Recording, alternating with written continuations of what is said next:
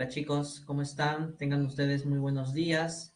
Por favor, me confirman por el chat si me logran escuchar con claridad.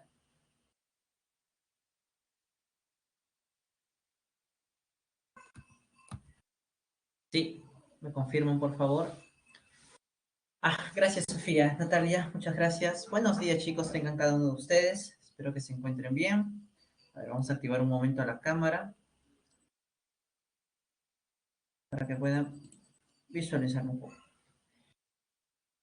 Bien chicos, entonces espero que estén bien, se encuentren bien en casa, estén todos bien de salud, ¿no? Es sobre todo lo más importante, situación en estos tiempos que estamos viviendo. El día de hoy, como ustedes pueden ver en la pantalla, que por favor también quisiera que me confirmen si logran ver ya la pantalla,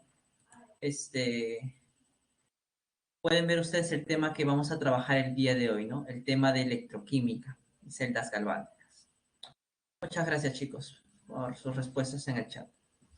Bien, entonces vamos a iniciar sin más demora acerca de este tema, ¿no? Entonces, a ver, vamos a la presentación. Cuando nosotros hablamos de electroquímica, a ver, ¿qué podemos recordar? O esas palabras que nos pueden sugerir. Electro, bueno, electro tiene que ver de la electricidad, ¿verdad? Química, pues de la ciencia, obviamente, que estamos estudiando. Pero, ¿qué es lo más representativo en la química? Seguramente estás pensando en las reacciones, es lo básico, ¿no? La gente asocia química con reacciones, explosiones o cosas por el estilo, no sé por qué, pero bueno. Entonces, justamente la electroquímica es un campo de estudio de la físico-química que se encarga de estudiar la relación entre la corriente eléctrica y las reacciones químicas. Ahora, no cualquier reacción química, como ustedes están observando en pantalla, sino en las reacciones redox. Profesor, ¿y por qué tiene que ser una reacción redox? Pensemos un poquito. ¿Qué es la corriente eléctrica? ¿Qué entienden ustedes por corriente eléctrica? Tal vez podríamos pensar que es un flujo de electrones que van de un punto a otro, ¿no? Eso es la corriente eléctrica. Y yo te pregunto, ¿en qué tipo de reacciones químicas hay movimiento de electrones de una especie química a otra? Pues ya te habrás dado cuenta, Nicolás. Exacto, en la redox. En las reacciones redox. Por eso es que no en cualquier reacción química vamos a poder, o la corriente eléctrica va a poder ser partícipe. Solamente en las reacciones redox. Entonces, la electroquímica se encarga de estudiar la relación entre la corriente eléctrica y las reacciones redox. Esta relación puede ir en dos direcciones. La primera, que a partir de la corriente eléctrica yo provoque una reacción redox, ¿no? Gracias a esos conocimientos que se tienen hoy en día, pues hay diversas aplicaciones como la electrorefinación del cobre, donde por medio de la corriente eléctrica el cobre que se obtiene en los procesos mineros se purifica, se refina aún más, pero también se pueden usar en lo que es recubrimiento de algunas piezas con otros metales para darle un aspecto más estético. Ese tipo de procesos que usan la corriente eléctrica para provocar una reacción redox se les conoce como procesos electrolíticos o simplemente electrólisis. Ahora, la otra relación puede ser en sentido contrario, que la reacción redox genere corriente eléctrica. Entonces, en ese sentido, ya existen diversas aplicaciones y las más conocidas son las pilas y baterías que nosotros usamos en autos o en algún dispositivo electrónico en casa, ¿no? Ese tipo de procesos donde las reacciones redox generan, producen corriente eléctrica son llamados procesos galvánicos. Entonces, la electroquímica podemos resumirla como el campo de estudio en el cual se estudia la relación entre la corriente eléctrica y las reacciones redox. Pueden ser de dos tipos, esas relaciones. Los procesos electrolíticos, donde la corriente eléctrica genera una reacción redox, o los galvánicos, donde a partir de una reacción redox se genera corriente eléctrica, ¿no? Tal como ustedes observan en el dibujo. Bien, entonces, para poder iniciar el estudio de estos procesos que acabamos de ver, es importante tener ciertos conceptos básicos, tenerlos bien claros para poder entender cómo es que funcionan estos dispositivos, estos procesos, ¿no? Cómo se llevan a cabo. Primero, ¿qué se entiende por carga eléctrica? Si ustedes buscan en un diccionario, en la RAE, se van a dar cuenta que la carga eléctrica es la cantidad de electricidad que tiene un cuerpo. La cantidad de electricidad, sí, la cantidad de electricidad. Solamente que recuerda que la electricidad viene justamente de la carga que pueden tener este material. Y existen dos tipos de carga, las cargas positivas y las cargas negativas. Entonces, un cuerpo va a estar cargado eléctricamente cuando haya o cargas negativas en él o cargas positivas en él, en mayor cantidad que las otras. Entonces, recuerden que las cargas eléctricas se mide en la unidad de Coulomb en el sistema internacional, por favor, ¿ya? No se vayan a olvidar. Es el Coulomb. Otro concepto importante, la intensidad de corriente eléctrica, el amperio. Se define como la cantidad de corriente que pasa por un punto en un intervalo de tiempo, en una unidad de tiempo. De allí que la intensidad de corriente I se puede calcular dividiendo la carga entre el tiempo. ¿Cuáles son las unidades en el sistema internacional? Bueno, como ustedes pueden observar, la intensidad de corriente se mide en amperios, la carga en Coulomb y el tiempo en segundo, dándonos esta equivalencia. Ahora, esta intensidad de corriente es igual a la carga por el tiempo. Despejando la carga, ¿qué puedo decir? Que la carga es igual a intensidad por tiempo. Esta es otra expresión que nosotros a lo largo de la clase vamos a ir viendo, ¿no? En la parte de electrólisis. Así que es muy importante tenerla en cuenta, ¿no? Esa otra forma de expresar la relación entre intensidad, carga y tiempo. ¿Qué más? Conductores. Los conductores ustedes conocen seguramente que son materiales que permiten el paso de la corriente eléctrica a través de ellos. Eso es un conductor. ¿Qué materiales son conductores por excelencia? Seguramente ya lo sabes. Lo hemos visto semanas anteriores en enlace químico. Los metales, ¿verdad? Los metales son los conductores por excelencia. Se les suele llamar conductores de primera especie. Son los conductores de primera especie. Claro, Yadira, muy bien. El segundo tipo de conductores eléctricos son las famosas soluciones iónicas o también llamadas soluciones electrolíticas. También están por si acaso los compuestos iónicos fundidos, que están en estado líquido. Todos ellos son también conductores eléctricos. Y justamente a estos tipos de conductores se les conoce como conductores de segunda especie. ¿Y por qué se les conoce así?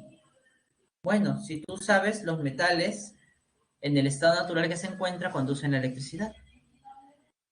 Pero los compuestos iónicos, en su estado natural, que es el sólido, no conducen la corriente eléctrica. Solo cuando están disueltos en agua o son fundidos. Por eso es que se les llama de segunda especie, de segunda generación. ¿Ya? Muy importante. Profe, ¿y por qué pueden conducir la electricidad? Muy sencillo, porque dentro de ellos, de los metales y de las soluciones iónicas, hay cargas en movimiento. Si tú te acuerdas, en los metales El enlace metálico se originaba por electrones deslocalizados. ¿Y qué son los electrones deslocalizados? Partículas cargadas en movimiento. En las soluciones iónicas, cuando un compuesto iónico se funde o se disuelve en agua, los iones quedan en libertad, moviéndose. ¿Qué son esos? Partículas cargadas, ¿no? Los iones son partículas cargadas que se mueven. Por eso es que pueden conducir la corriente eléctrica. ¿Listo? Muy bien, avanzamos. Vamos a ver. Bueno, ya hemos visto a los conductores eléctricos, ¿no? Ahora, dentro de los conceptos que vamos a ver, vamos a encontrar también los electrodos, que generalmente se van a representar como placas metálicas, como ustedes observan aquí. ¿Ya? ¿Qué función tiene un electrodo? ¿Para qué sirven los electrodos? Bueno, principalmente, ya en ellos se llevan a cabo las reacciones redox. En ellos se va a llevar a cabo las reacciones. ¿Qué quiere decir? Que en la superficie de esas placas metálicas, llamadas electrodos, van a ocurrir las reacciones redox. Y tú sabes bien, por temas de semanas anteriores, que las reacciones redox involucran dos procesos, el de reducción y el de oxidación, ¿verdad? Esos dos procesos. Entonces, como hay dos electrodos, se debe entender que en cada electrodo va a ocurrir uno de esos procesos. Por convención o acuerdo internacional, como quieras decirlo, el ánodo va a ser el electrodo donde ocurre la oxidación.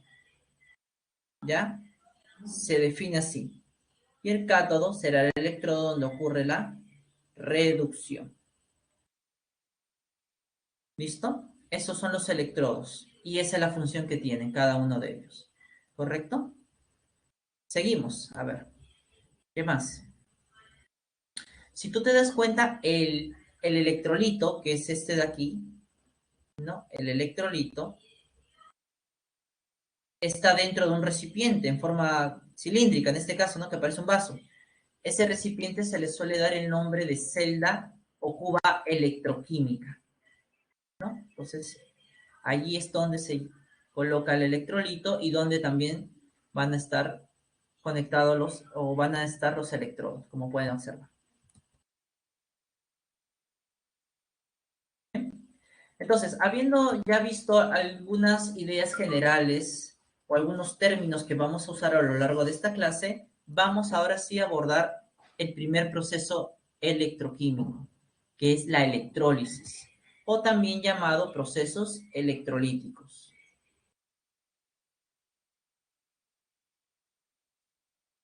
Veamos.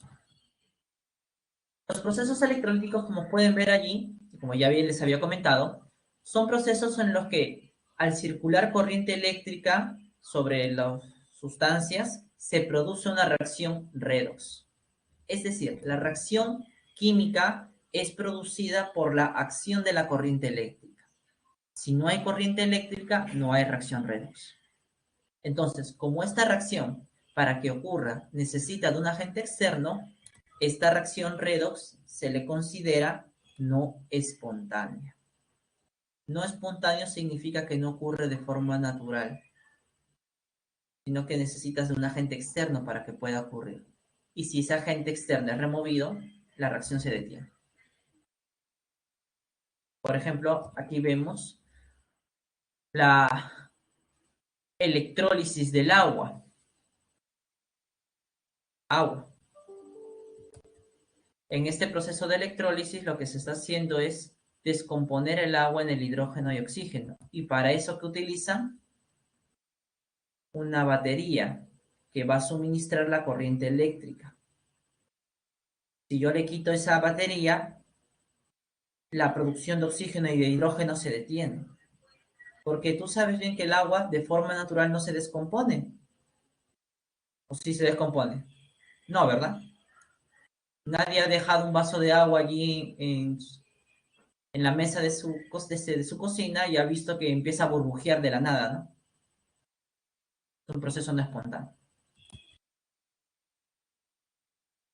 Muy bien. Vamos a ver cómo es que se lleva a cabo, cómo es que funcionan estos dispositivos llamados celdas electrolíticas o cómo se lleva a cabo el proceso de electrólisis. ¿Ya? Vamos a verlo aquí a continuación. Primero, este es el esquema de una celda electrolítica. Eso es lo primero que tienes que tener claro. Acá están los electrodos, como ya hemos visto. Está el electrolito, que está representado por este líquido medio palo rosa, si se puede decir. ¿Ya? Está la batería, que es el suministro de corriente eléctrica, ¿no? Esos son las características o los componentes de la celda, ¿no? La batería, el electrolito y la celda electroquímica, ¿no? Material. Ahora, ¿cómo funciona? Primero hay que tener en cuenta algo muy importante, ¿ya? Primero, aquí el electrolito que estamos usando para poder explicar con el funcionamiento es el cloruro de magnesio líquido, fundido, ¿ya? ¿Qué es lo que pasa cuando un electrolito está fundido o disuelto en agua? Como te comenté hace un momento, ese electrolito, ¿no? Los iones que lo forman se separan.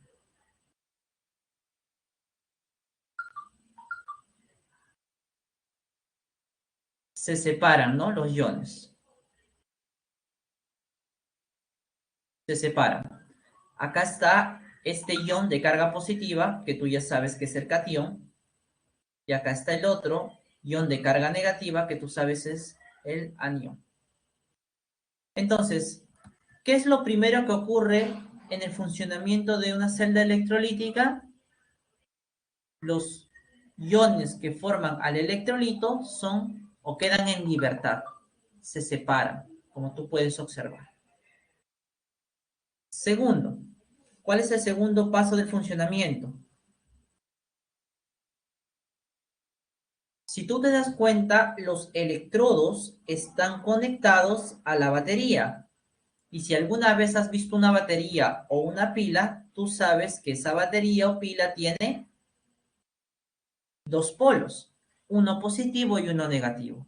¿Qué es lo que va a pasar?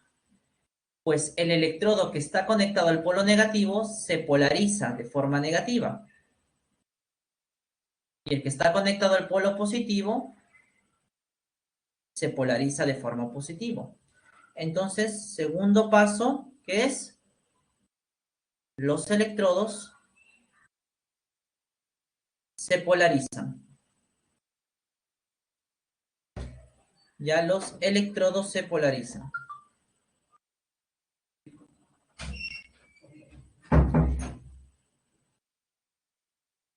¿Qué más? Tercero, ¿qué pasa con los electrodos polarizados? A ver, si tú te das cuenta, yo tengo dos electrodos de cargas opuestas y tengo que están sumergidos en iones de carga opuesta. ¿Qué va a pasar?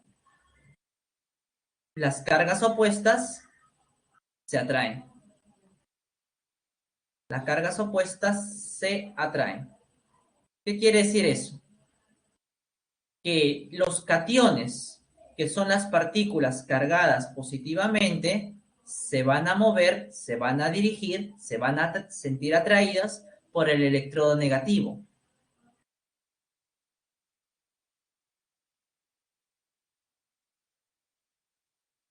Se dirigen al electrodo negativo.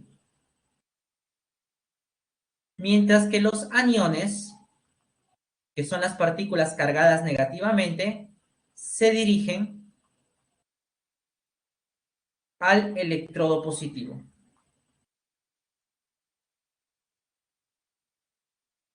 O ¿Y qué pasa cuando estos iones llegan a la superficie de los electrodos? ¿Qué habíamos dicho que ocurre en esos electrodos?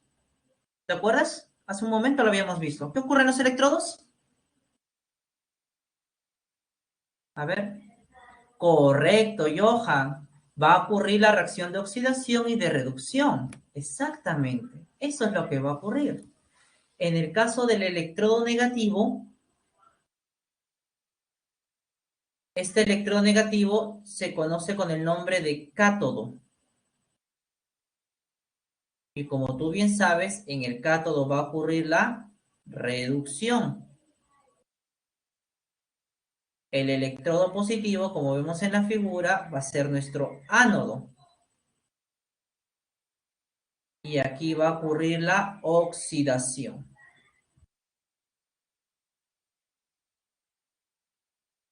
Eso es lo que ustedes ven en la figura.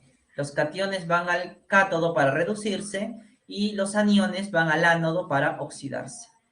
Solo que lo estoy escribiendo en palabras, ¿no? Para que lo puedan tener como apunte. ¿Y qué es lo que está produciéndose? Si tú observas, aquí encuentras las reacciones. El ion cloro, que es el anión, se oxida porque pasa de -1 a 0. Como hay dos cloros los que están participando, se pierden 2 electrones. Y en el caso del magnesio pasa de +2 a magnesio 0, se reduce, ganando 2 electrones. Entonces va a ocurrir eso.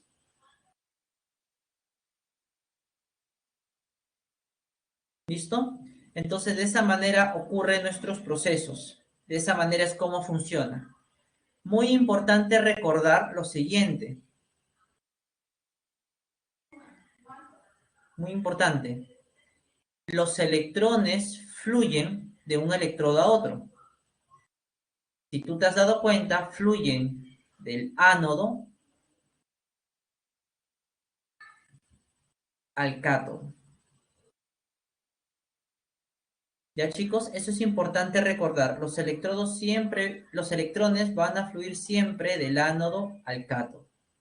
¿Ya? Del ánodo al cátodo. Así es como funciona. ¿Cuándo se detiene el proceso? Cuando la cantidad de iones en el electrolito ya no es la suficiente, ¿no? Ahí se detiene. O cuando la batería se desgasta, en todo caso. ¿Listo, chicos? Eso es lo que ocurre. Hasta aquí.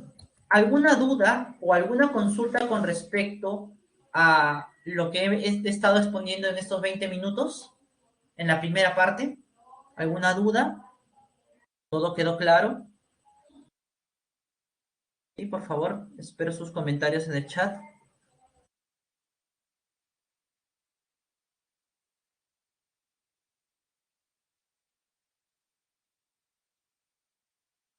¿Por qué van? Ya, dice, si los electrones tienen carga negativa, ¿por qué van hacia el cátodo? Ah, muy sencillo. Porque justamente en la batería, lo que hace la batería es funcionar como si fuera una bomba de agua. No sé si alguna vez ustedes han visto cómo funciona una bomba de agua. Crea una diferencia de presiones y hace que el agua vaya de un lugar donde hay bastante agua hacia otro, que no hay agua. Esa batería funciona de una forma similar. Crea una diferencia de voltaje que hace que los electrones salgan del ánodo. Profe, pero ¿por qué del ánodo si es positivo? Ah, si tú te das cuenta, ¿quién va al ánodo? Los aniones. Y los aniones tienen un exceso de ¿qué? De electrones, ¿verdad? Y es justamente toma los electrones de los aniones y los dirige al otro electrodo, donde están los cationes, que tienen un déficit de electrones, para que justamente puedan ser aprovechados y pueda ocurrir la reducción. De esa manera es como funciona, Nicolás. Espero que te haya quedado un poquito más claro. Listo. ¿Alguna pregunta más, chicos? Por favor, con respecto a esta parte, y no para avanzar. Ah, muy buena tu observación, Omar. Generalmente, los electrolitos de sales fundidas En el ánodo generalmente se va a formar una sustancia gaseosa. Eso es cierto, Omar. Generalmente, ojo. Siempre va a ser en forma gaseosa y en forma diatómica, ¿no? Porque ustedes saben que la forma de los elementos en estado gaseoso es diatómica. Natalia me dice, el ánodo está cargado positivamente y el cátodo cargado negativamente desde el inicio. Al conectarse a las pilas, claro, lo polarizan. Crea esa diferencia de potencial y por eso lo hacen así. Así es, Natalia. Listo. ¿Continuamos o hay alguna pregunta más? Creo que no, ¿verdad? Ya, continuemos. Justamente con la pregunta que Omar estaba haciendo ahorita, vamos a empezar. Profesor, ¿y en el ánodo siempre se va a obtener un gas? Bueno, sí, eso es cierto, un gas se va a obtener, pero a veces puede obtenerse un líquido, a veces puede obtenerse una sustancia diferente a la que uno espera. ¿Cómo nosotros vamos a saber o a predecir qué productos se van a formar en un proceso de electrólisis? Eso va a depender mucho del electrolito. Vamos a ver algunos casos y a partir de esos casos sacaremos reglas prácticas, reglas generales para cualquier tipo de situación. ¿Ya? Veamos.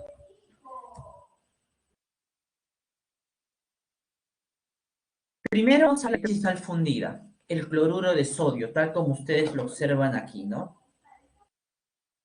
Fundido porque es líquido. A ver, ¿qué es lo que pasa? Como ya les he dicho, el electrolito, al estar en estado líquido, los iones están separados. Los electrodos cargados en la batería, según el polo, se polarizan, como están viendo. Cuando la celda entra en funcionamiento, ¿qué es lo que pasa? Como ustedes están observando, ocurre la migración de los cationes hacia el cátodo y la migración de los aniones hacia el ánodo, ¿no? Tal como lo hemos explicado. Ahora, en el cátodo ocurre esto. El sodio, el catión sodio, se reduce. En el ánodo, el anión cloro se oxida de -1 a 0, ¿verdad? Listo. Entonces, ¿qué es lo que está ocurriendo? En la reducción, el sodio se reduce y en la oxidación, el cloro se oxida. Si yo sumo ambas reacciones, como ya hemos visto en semanas anteriores, puedo sacar la reacción global. ¿Qué sería esa? ¿Qué puedo deducir de esta reacción? ¿Qué puedo deducir? A ver.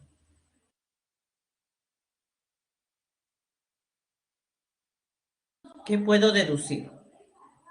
Pensemos. Cuando mi electrolito es fundido, o sea, está en estado líquido, ya se van a formar en el ánodo y en el cátodo algunas cosas.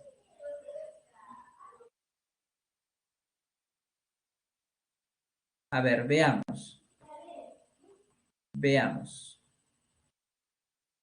A ver, yo te pregunto, el cloruro de sodio, el NaCl, es un compuesto iónico, ¿correcto?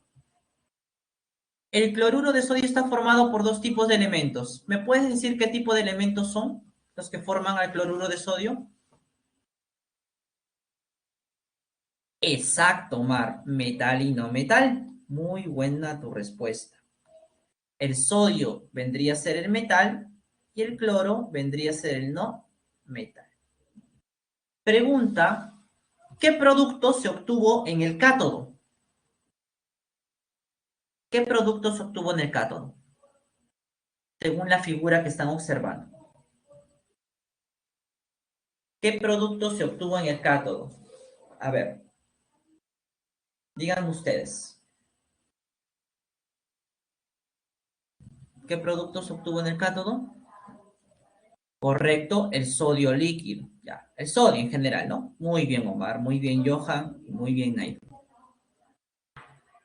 Oye, pero el sodio, ¿qué era? El metal, ¿verdad? Y en el ánodo, ¿qué se obtenía? ¿O qué se obtuvo, mejor dicho? El cloro.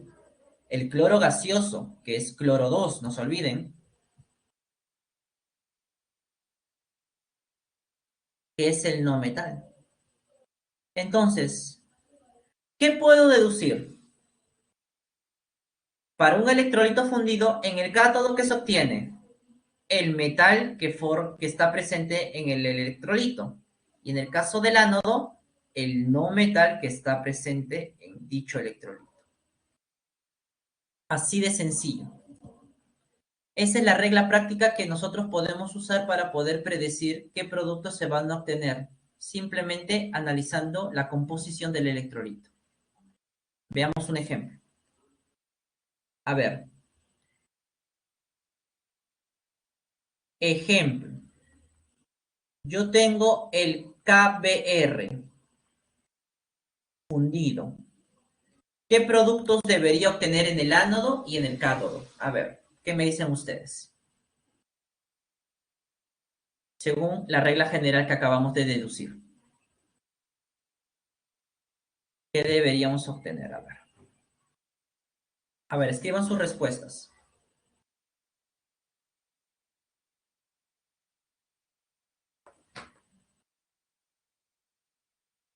Ya especifiquen en qué electrodo. Muy bien Natalia, muy bien Omar.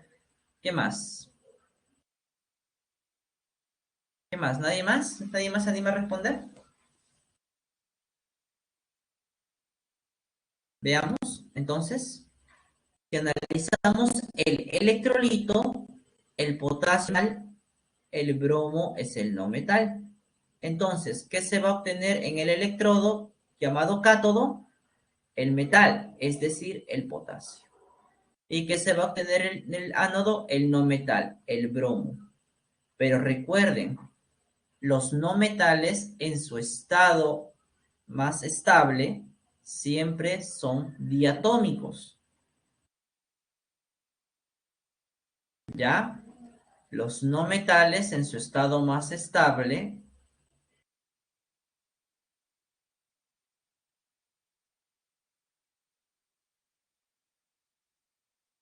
generalmente son diatómicos. O sea, si te dicen que se obtiene en un electrodo hidrógeno, pues debe ser H2, oxígeno, O2, bromo, bromo 2, yodo, yodo 2, cloro, cloro 2, nitrógeno, nitrógeno 2, y así sucesivamente. Es la forma más estable, por si acaso. Muy buen trabajo, chicos.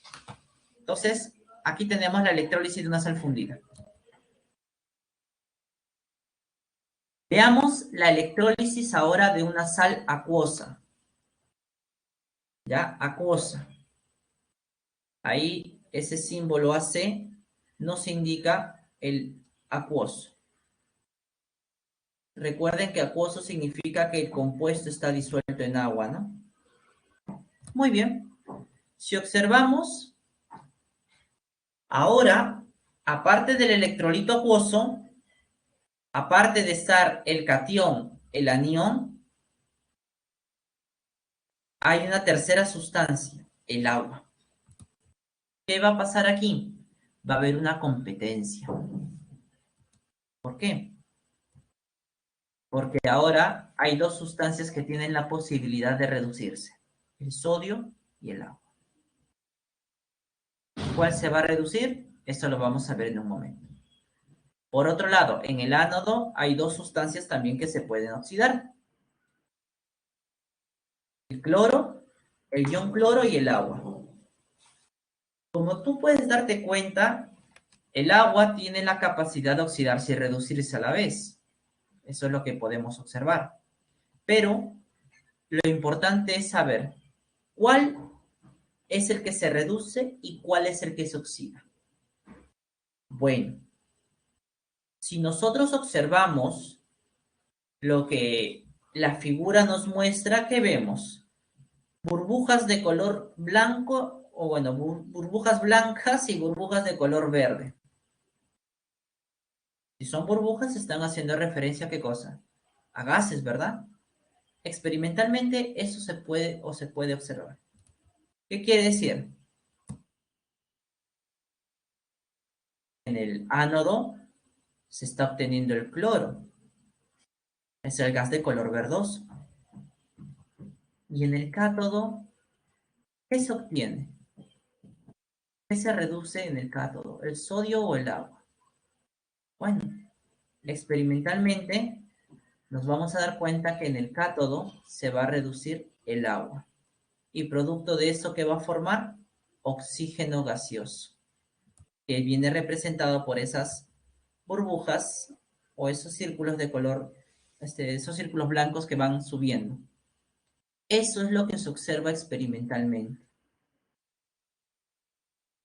¿Ya? Ahora, seguramente estarás pensando, ¿por qué? ¿A qué se debe? Eso lo vamos a explicar en la siguiente lámina. Entonces, en la electrólisis que hemos estado viendo hace un momento del cloruro de sodio acuoso, ¿listo?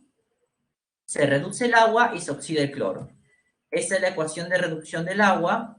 Fíjate que cuando el agua se reduce forma hidrógeno gaseoso y cuando el ion cloro se oxida forma el cloro gaseoso. Sumando ambas ecuaciones, como ya sabes bien, obtenemos la reacción global. Pero la pregunta viene aquí. Profesor, ¿por qué el sodio no se reduce? Lo que pasa es que el sodio es un metal y es uno de los metales más activos que hay, metal del grupo 1A. Entonces ellos no tienen la capacidad para reducirse, más bien de oxidarse, porque son elementos metálicos. Así que entre una competencia entre el sodio y el agua tiende mayor tendencia a reducirse, por eso es que se reduce, ¿no? Y en el caso de la oxidación, profesor, ¿por qué fue el cloro? Porque el cloro tiene mayor, el ion cloro tiene mayor tendencia a oxidarse que el agua. Profesor, ¿y cómo voy a saber en otros ejemplos que eso va a ocurrir? Pues justamente para eso tenemos la regla práctica. Cuando tu electrolito es acuoso, ya se va a formar en el cátodo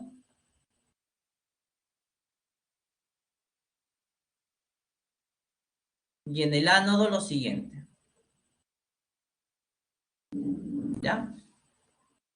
Primero, en el cátodo, ¿qué se debe formar? En el cátodo se debe obtener supuestamente el metal, ¿verdad? Así habíamos dicho. Y en el caso del ánodo, el no metal. ¿Cuándo? ¿Cuándo? Aquí vamos a poner la condición. ¿Ya? Siempre y cuando el metal no, ojo, no sea aluminio ni pertenezca al grupo 1A y 2A.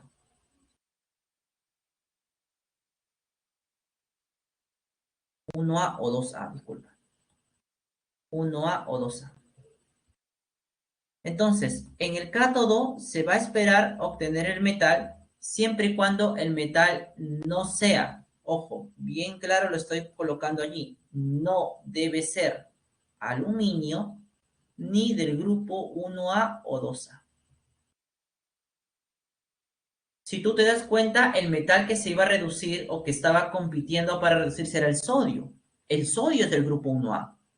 Debería obtenerse sodio, pero como es del grupo 1A, El sodio no se reduce. Entonces, en su lugar, ¿quién se reduce?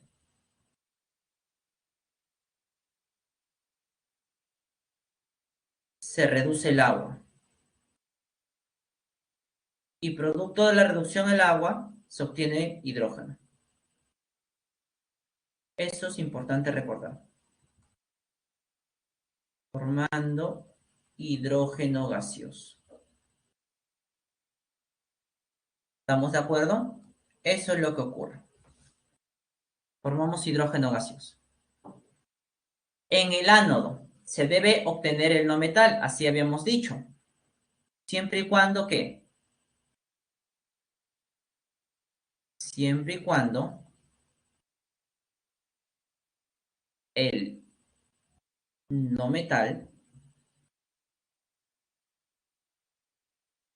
no use el máximo estado de oxidación. Si tú te das cuenta, analizamos al ion cloro. ¿El cloro qué carga tiene aquí? ¿Qué estado de oxidación? -1, ¿verdad? ¿Está usando el máximo estado de oxidación del cloro? No, porque el máximo ¿cuánto es? ¿Te acuerdas? El máximo estado de oxidación del cloro es, muy bien Omar, 7. Entonces, como no está usando el máximo estado de oxidación, el ion cloro aún puede oxidarse. Es por eso que en el ánodo se está obteniendo cloro. Profe, ¿y qué hubiera pasado si el cloro está usando el máximo estado de oxidación? Ah, allí viene lo contrario.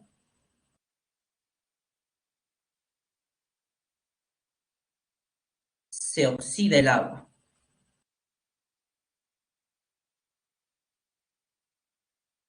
Formando oxígeno gaseoso, tal como ustedes observan allí en la pantalla. Entonces, chicos, estas reglas prácticas van a ser muy importantes para nosotros. Sé que ahorita puede costar un poquito entenderlas, pero vamos a ver diversas situaciones para poder entender.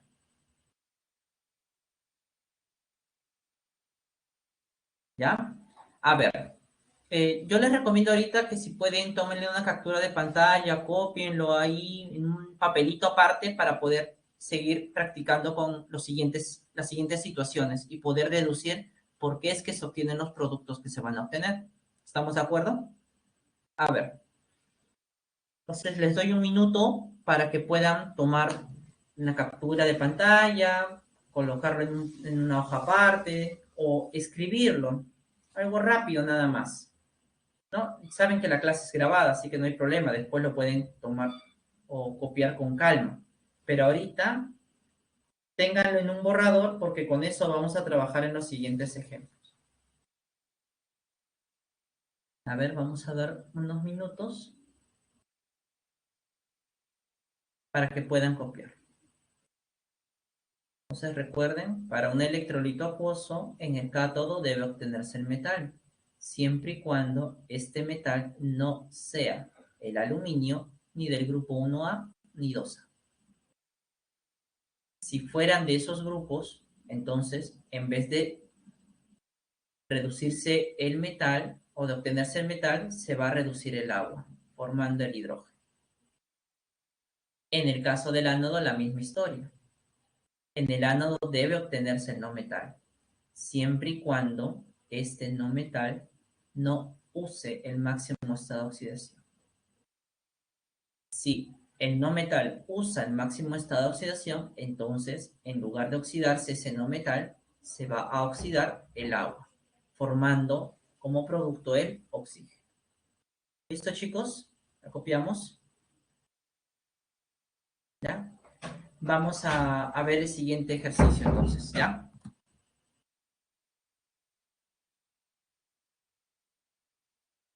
Tengo el sulfato de sodio acuoso. Ojo, otro electrolito acuoso.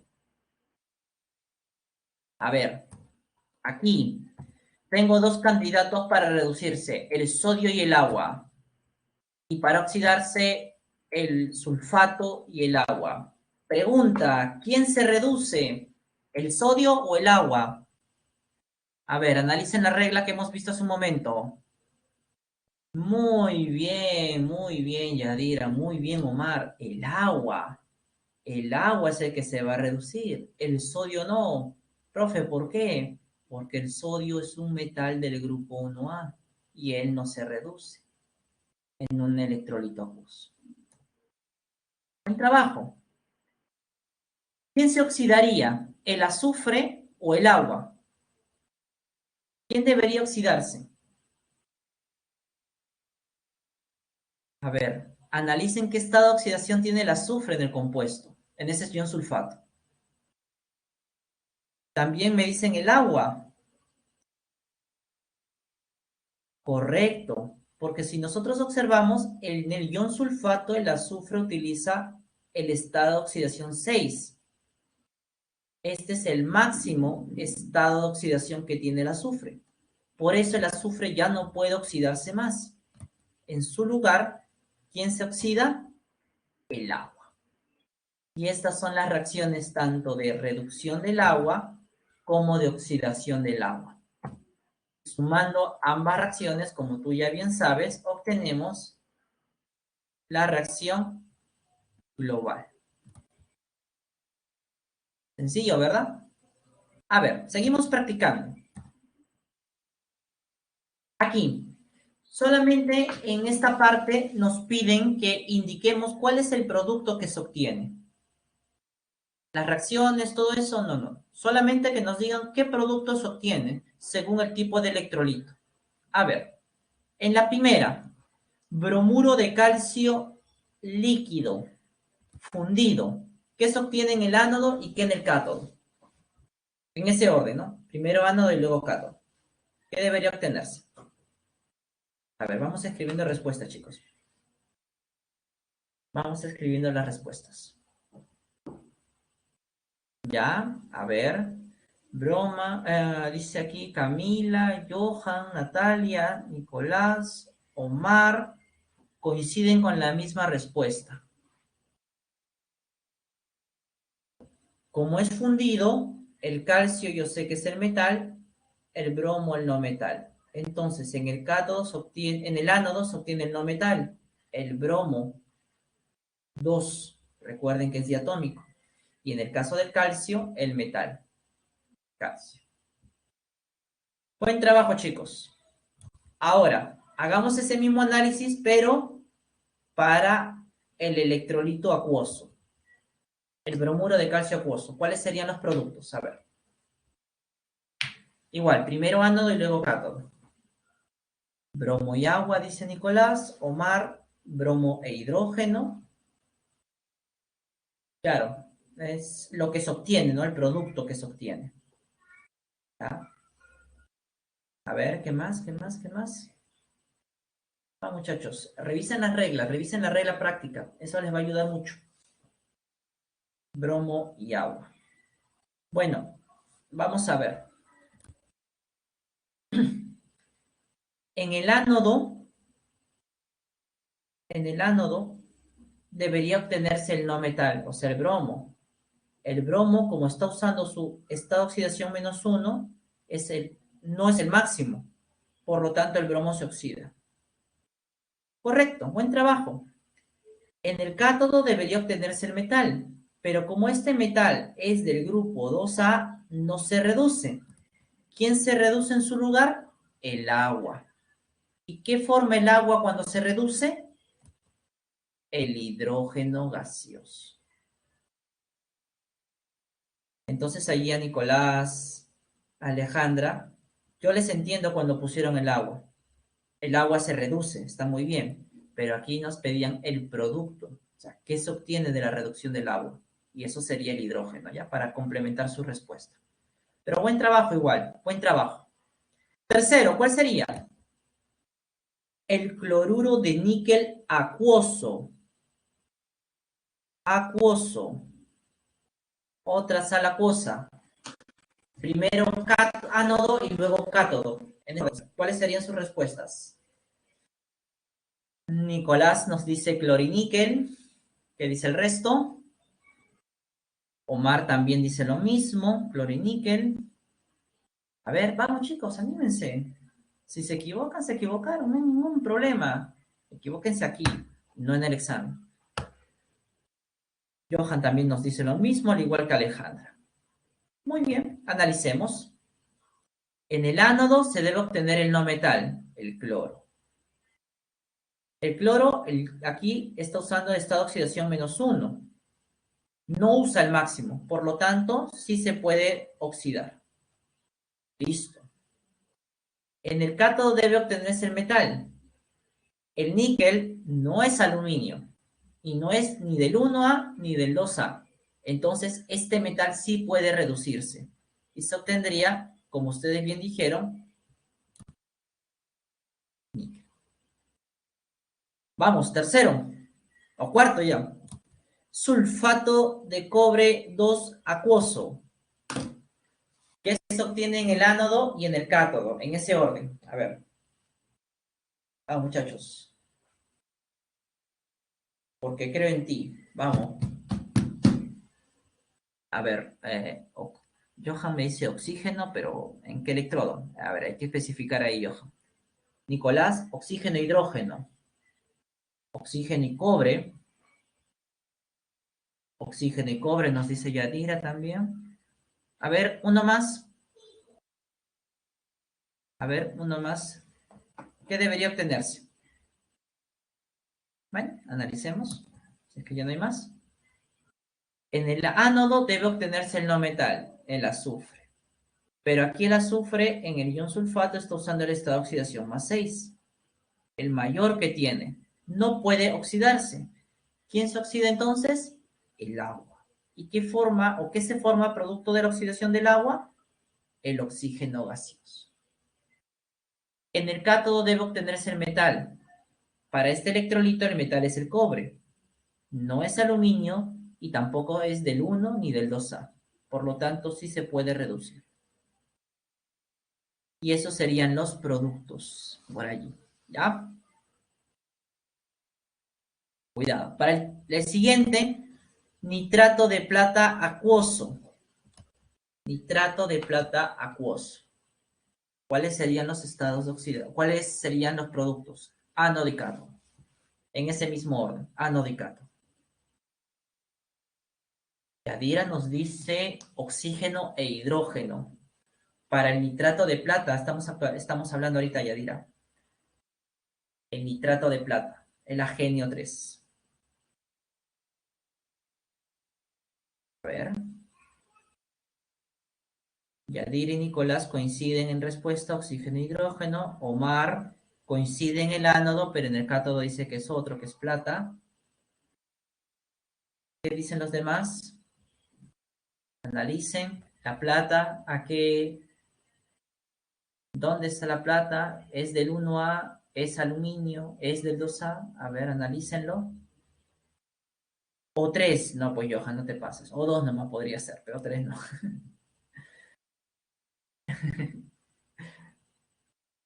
No te preocupes, no te preocupes. A ver, analicemos. En el ánodo debe obtenerse el nitrógeno. Pero aquí el nitrógeno está usando el máximo estado de oxidación, 5. Ya no puede oxidarse más. En su lugar se oxida el agua formando oxígeno. En el cátodo debe obtenerse el metal. La plata no es el aluminio, no es del 1A y tampoco del 2A. Perfecto. Entonces la plata sí puede reducirse. Y es lo que se obtiene. El último, ya para dar el receso, ¿cuál sería el último? En el sulfato de aluminio acuoso.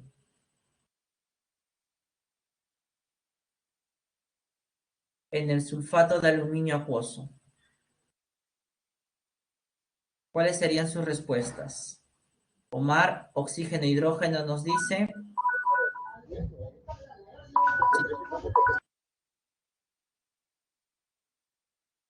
Ya. Correcto, chicos. Aquí el ánodo, el azufre debería obtenerse, pero como está usando el máximo estado de oxidación, no se oxida. Se oxida el agua formando oxígeno. Y aquí el aluminio es un metal, pero este metal no puede reducirse en un electrolito acuoso. En su lugar se reduce el agua formando hidrógeno. Muy bien, chicos, esa sería la solución a estos ejercicios. ¿Ya? Después del receso vamos a continuar viendo ya los aspectos cuantitativos de la electrólisis. Tienen 15 minutos de descanso, así que nos estamos viendo 12:10. Aprovechen el tiempo. ¿Ya? Voy a parar la grabación. Vamos a retomar donde nos habíamos quedado. Entonces, habíamos visto en esta última parte cómo predecir los productos que se van a obtener en los dos electrodos, ánodo y cátodo, según el tipo de electrolito que tiene, ¿no? Sea acuoso o sea fundido. Entonces, hemos visto diversos casos, con lo que yo creo que ahora sí queda un poquito más claro las interpretaciones de las reglas prácticas que les di anteriormente. Bien, vamos a continuar, ¿ya? Solamente que voy a desactivar un poco la cámara porque creo que reduce un poco el campo de visión. Quisiera que vean un poquito más grande. No se logra visualizar por allí. ¿Ya? ¿Me confirman, por favor, si me logran escuchar con claridad? ¿Sí? Ya, perfecto. Continuamos entonces. Bien. Hemos visto hace un momento aspectos cualitativos de la electrólisis. Es decir, qué productos son los que se pueden obtener, cómo es que funciona, ¿no? Aquí vamos a ver la parte cuantitativa, que es muy importante a nivel industrial. Recuerden que toda industria se mueve en cantidades. ¿Cuánto produces? De allí viene todo el valor económico. Entonces, vamos a ver cuánto es lo que se puede producir en estos procesos de electrólisis. Para eso hay que tener algunos conceptos previos claros. Primero, Faraday. Es obviamente un científico, Michael Faraday, ¿no? Físico empírico más que teórico, pero bueno. Este físico norteamericano fue el que, a través de sus estudios en el campo de lo que es la electricidad y lo que es este tema de electroquímica, dio una equivalencia, la cual lleva su nombre. Y justamente esa equivalencia es la que les voy a mostrar a continuación. Un Faraday, como ustedes pueden observar, equivale o contiene una carga de 96.500 Joule. Esta es la carga. Y esa carga es la que se necesita para movilizar una mol de electrones. ¿De dónde a dónde la movemos? Del ánodo al cátodo, como ya hemos visto. Y gracias a ese movimiento de electrones es que se puede formar en un electrodo, ¿ya? Un equivalente gramo de sustancia. Esta relación es muy importante porque a partir de eso nosotros podemos resolver los problemas de forma cuantitativa, ¿ya? Solamente conociendo esta relación. Por ejemplo, si para obtener calcio en un electrodo se necesita 2 moles de electrones, ¿cuántos Faraday necesito para movilizar esas 2 moles de electrones? ¿Qué me podrían decir ustedes?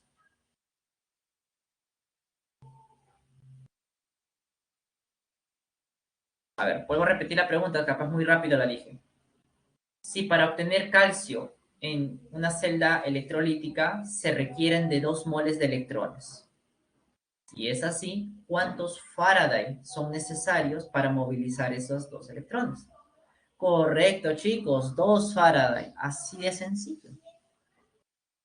Otra forma de interpretar esta relación, ¿no? Si para una celda galvánica trabaja con 0.1 Faraday. ¿Cuánto es la carga suministrada?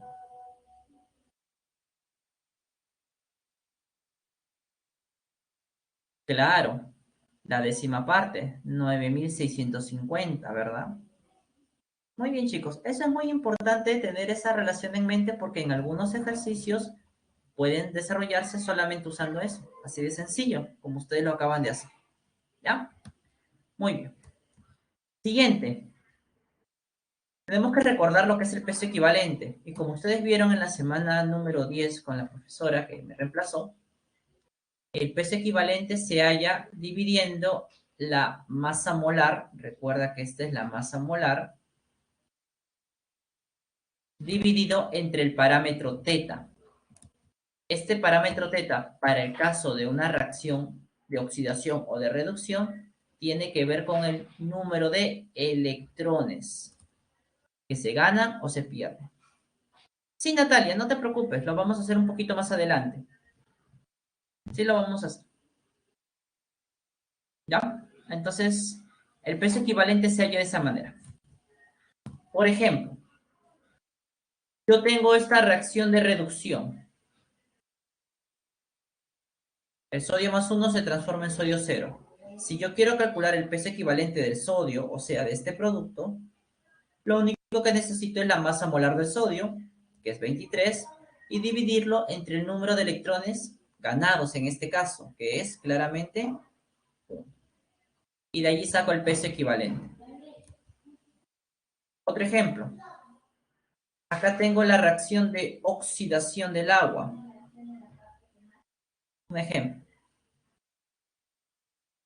Entonces, si yo quiero hallar el peso equivalente del oxígeno, que es el producto, necesito la masa molar del O2, que es 32 gramos por mol, y dividirlo entre el número de electrones que en este caso se han perdido, 4, dándonos un resultado de 8, tal como ustedes observan ahí. ¿No? Muy bien, chicos. Entonces, vamos a ver. Habiendo repasado un poquito esto, entremos a las leyes dadas por Michael Faraday.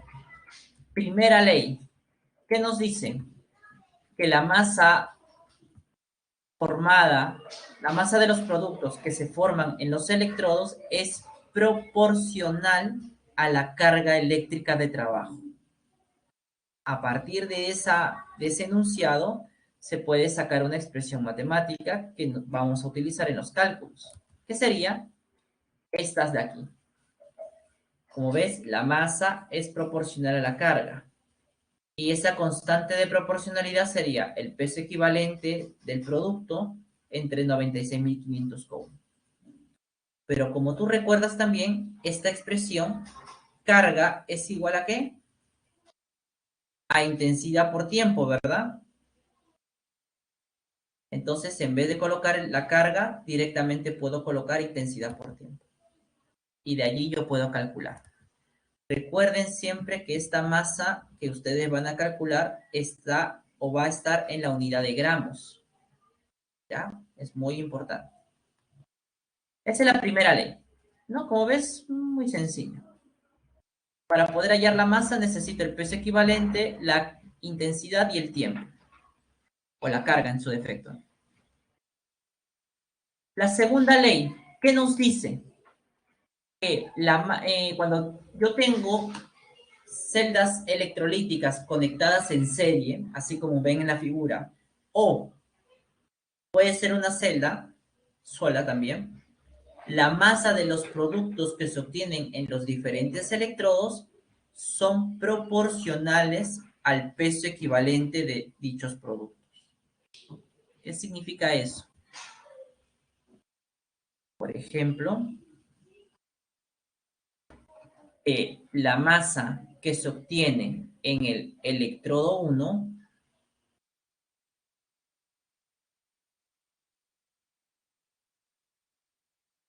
es proporcional a su peso equivalente y debe ser esa proporción igual a la masa del producto que se obtiene en el electrodo 2 sobre el peso equivalente de dicho producto. Como les vuelvo a repetir, esta ley funciona cuando yo tengo una sola celda o cuando tengo celdas en serie. Por ejemplo, aquí yo tengo 3 celdas en serie y en los cátodos se están obteniendo estos 3 tipos de metales, como ustedes observan. ¿Yo puedo relacionar la masa de esos 3 metales que se han formado en esos 3 electrodos? Claro que sí. ¿Cómo sería la expresión? Y lo voy a poner arriba, ¿ya? La masa de oro que se obtiene en el primer electrodo sobre el peso equivalente gramo del oro es igual a la masa de zinc que se obtiene en el otro electrodo sobre el peso equivalente gramo del zinc. Y esto a su vez es igual a la masa de plata que se ha formado en el otro electrodo entre su peso equivalente gramo de plata.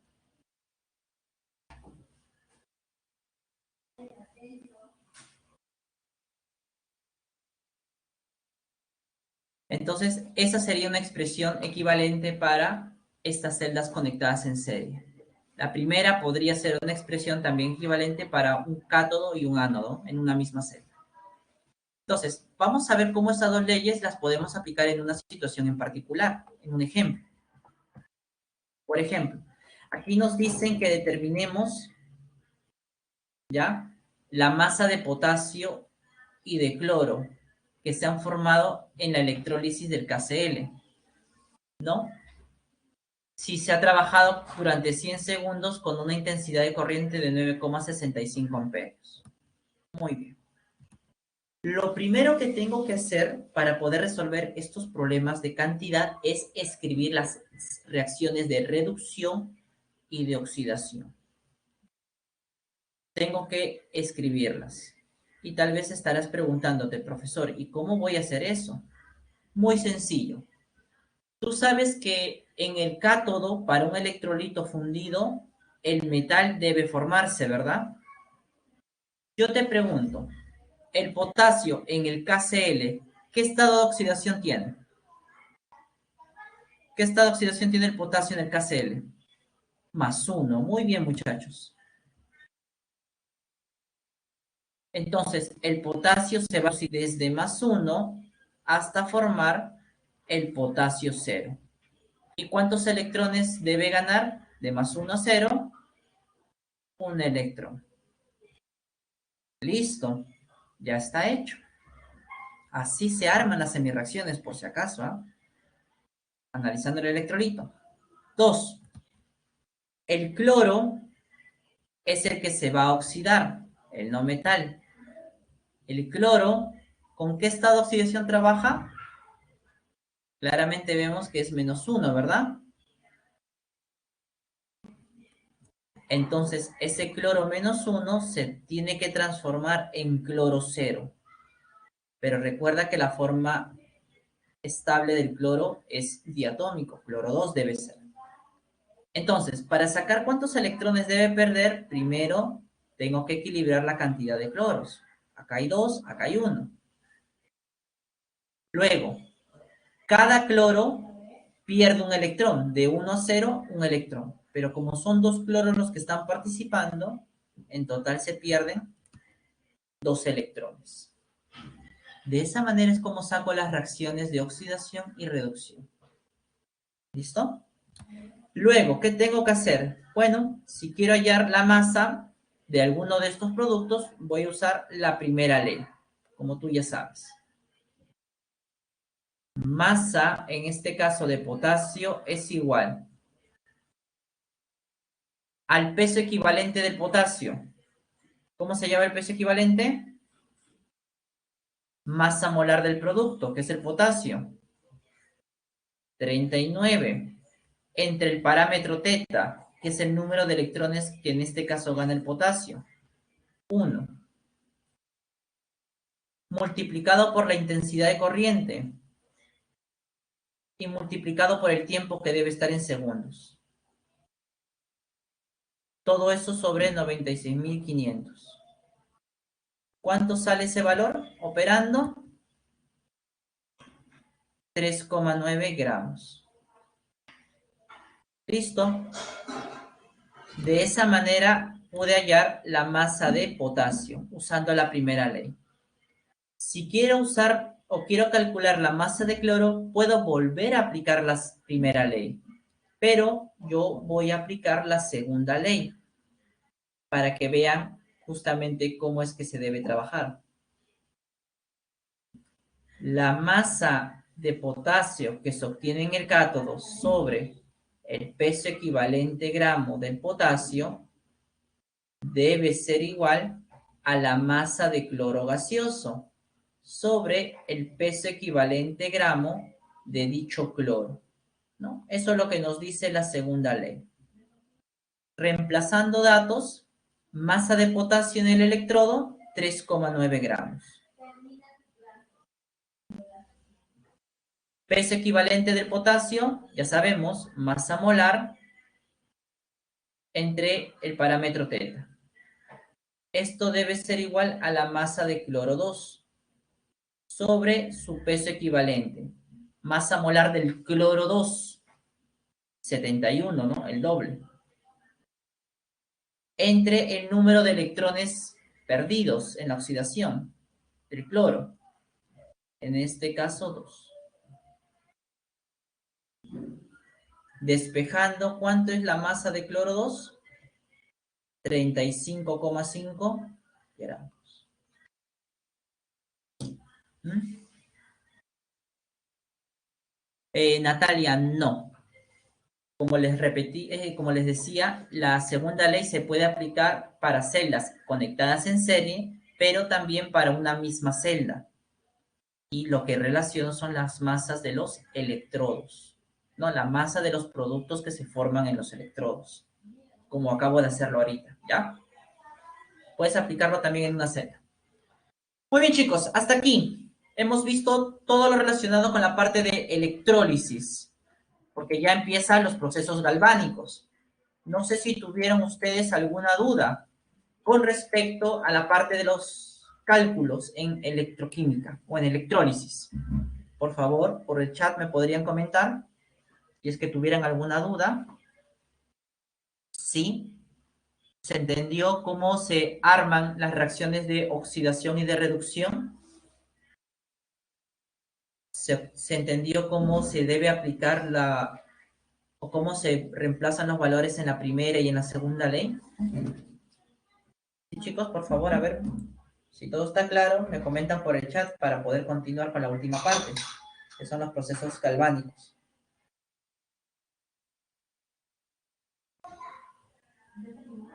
Muy bien, gracias Natalia por responder. Si vamos bien, entonces continuemos con la siguiente parte. Esto ya va a ser un poco más rápido. Procesos galvánicos, la otra cara de la moneda en electroquímica.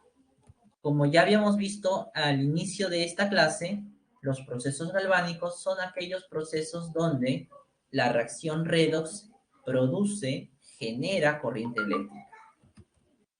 Como la reacción va a ocurrir de forma natural, sin intermediario externo alguno, se dice que las reacciones redox en los procesos galvánicos son espontáneos. ¿Ya? Allí tenemos el esquema justamente de una celda galvánica hecha en el laboratorio. Y aquí, si ustedes logran observar, se lee un voltaje. Esa es justamente la energía eléctrica que está generando esa celda que se armó. Seguimos avanzando un poquito más. A ver, ¿cómo funciona?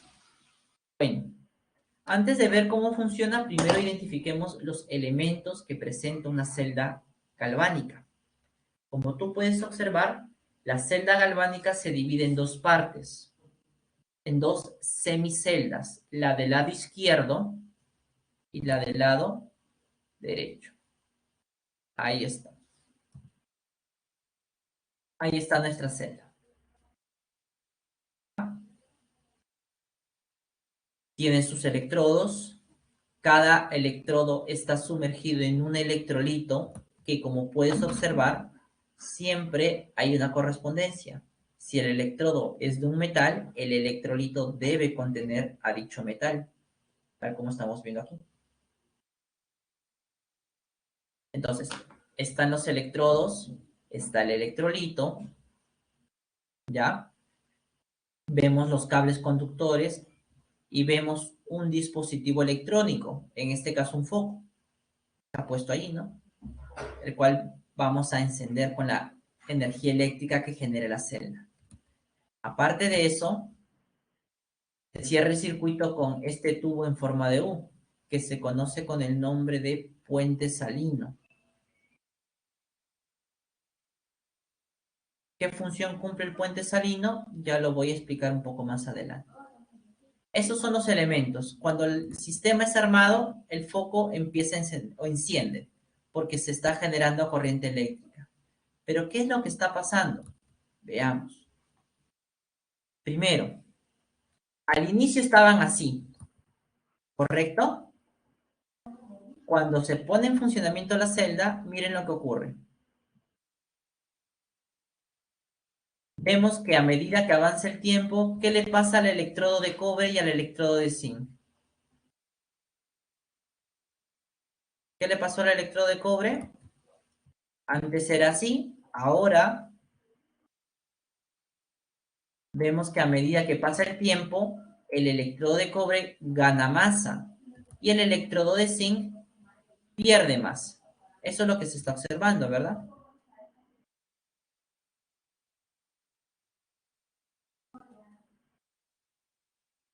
Entonces, aquí estamos viendo que este electrodo está ganando más. Gana más. El otro electrodo, como hemos visto, pierde masa.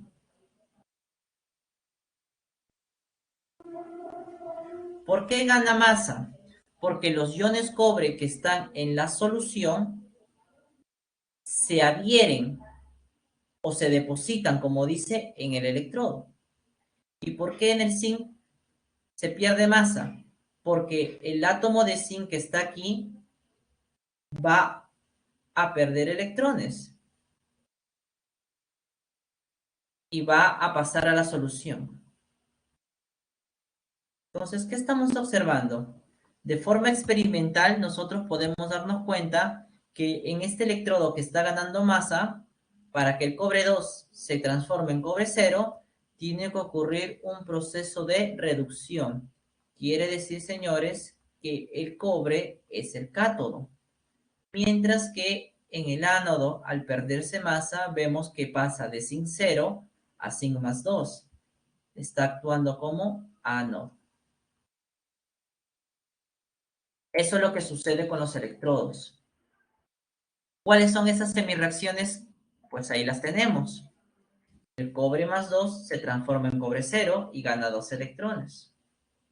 El zinc 0 se transforma en zinc más 2 y pierde 2 electrones. ¿Qué más podemos observar? ¿Qué signos tienen los electrodos? Bueno, los tenemos. El ánodo va a ser el electrodo negativo, el cátodo el electrodo positivo. Profesor, ¿por qué? ¿A qué se debe eso? Yo te pregunto, ¿de qué electrodo nacen los electrones? ¿Del ánodo o del cátodo? ¿De dónde salen los electrones y a dónde se dirigen? ¿De dónde salen y a dónde se dirigen? ¿Del cátodo hacia el ánodo? Seguro. ¿De dónde salen? Del ánodo, ¿verdad? Porque ¿qué es lo que pasa? Cuando el zinc se oxida, estos dos electrones salen por acá, por el conductor externo, salen los dos electrones. Hacen, como pasa corriente eléctrica, hacen que el foco se prenda y continúan su camino.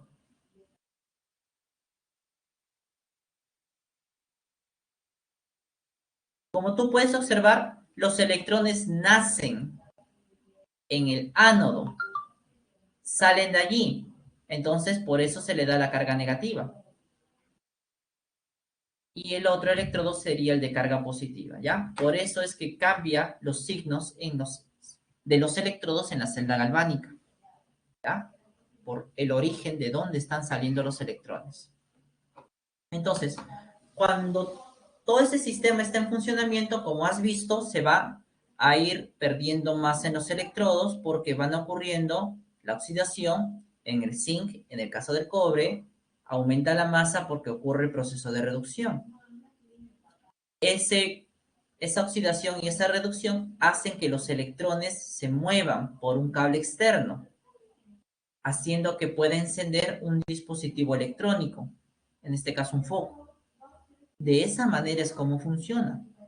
¿Cuándo deja de funcionar la celda? Cuando el electrodo anódico desaparece, ¿no? Se disuelve completamente. O cuando el puente salino se desgasta. Así es, muchachos, cómo funciona. ¿Listo? Así es como funciona la celda. Así es como se genera la corriente eléctrica. ¿Estamos de acuerdo hasta aquí? ¿Sí? Vamos a continuar entonces un poquito más.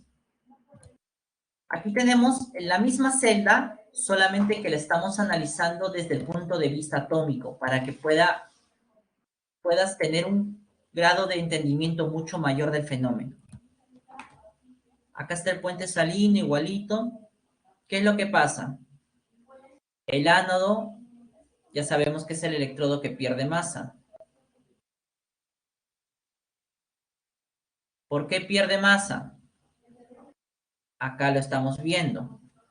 El zinc pierde sus electrones. Se transforma en zinc más 2 y el zinc más 2 es soluble en el agua. Por eso es que pasa al electrolito. Por eso a medida que va pasando el tiempo, cada vez más átomos de zinc pasan al estado líquido, o a la solución, disculpa. Por eso pierde masa. El cátodo es el electrodo que gana masa. ¿Por qué gana masa?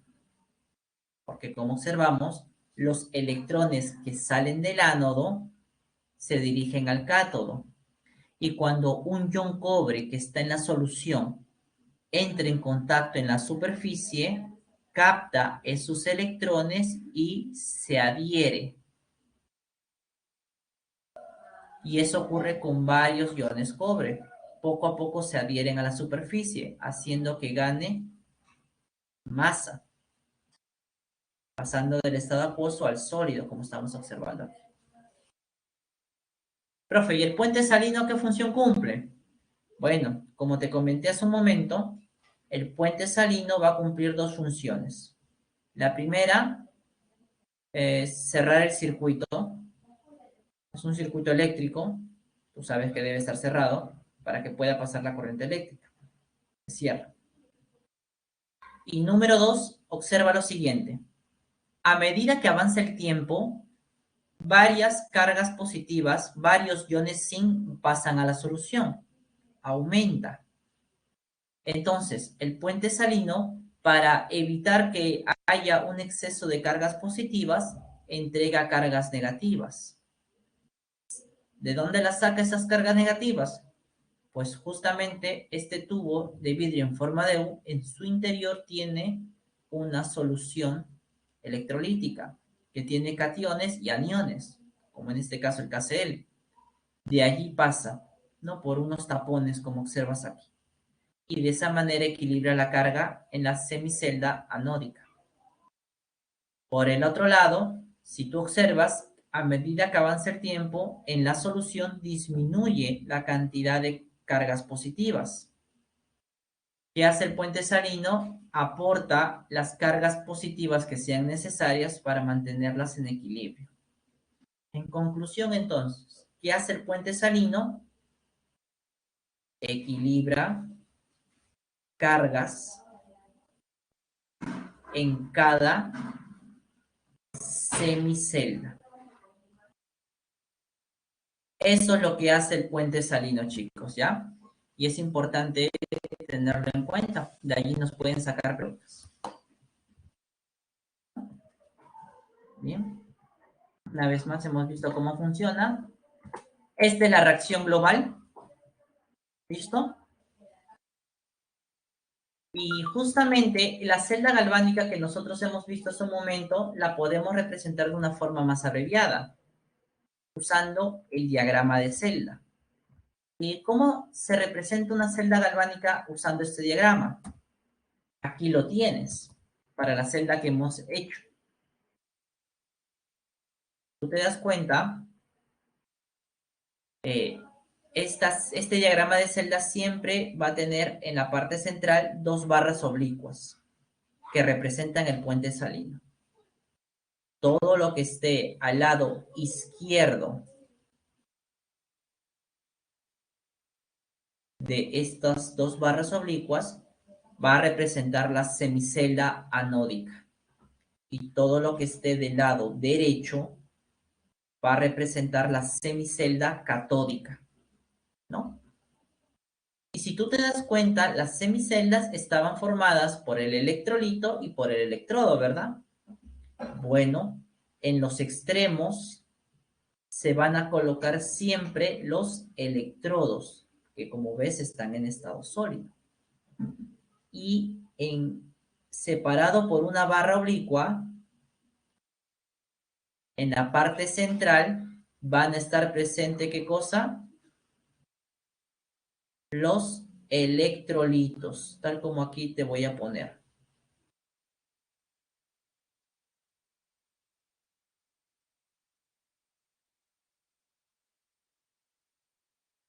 Entonces, siempre el esquema de una celda galvánica o el diagrama de celda siempre va a ser el mismo. Profesor, ¿siempre a la izquierda va a ser el ánodo y a la derecha el cátodo? Sí, siempre va a ser así. ¿Ya? De esa manera es como se representa, ¿no? Nuestro diagrama de celda. Ahora, ya que hemos visto cómo funciona, ya que hemos visto cómo representarla de una forma abreviada, hay algo muy importante que estamos dejando. Dos cosas importantes. La primera, profesor, nosotros vimos que como el cobre ganaba masa, es el que se reduce. Y el zinc, como perdía masa, es el que se oxida. Pero en un ejercicio, ¿cómo yo voy a saber realmente quién se oxida y quién se reduce? ¿Me van a decir acaso que tal electrodo gana masa y tal electrodo pierde? No necesariamente. Pero hay una manera que nosotros vamos a utilizar para poder identificar qué electrodo sería nuestro ánodo y cuál sería nuestro cátodo. Para eso tenemos que recurrir a las tablas de potenciales. Y como tú ves aquí, esta observación que aparece aquí, cuando un electrodo tenga un potencial de reducción estándar mayor, significa que ese material o ese electrodo tiene la tendencia a reducirse. Es decir, tiene la tendencia a actuar como un cátodo. Por ejemplo, observa aquí esta tabla, ¿no? Aquí se muestran los diversos potenciales de reducción estándar para diversos elementos. Ubiquemos al zinc. Acá está el zinc. Y su potencial de reducción es menos 0,76. Ahora ubiquemos al cobre 2, que está acá arriba. Y su potencial de reducción es más 0,34.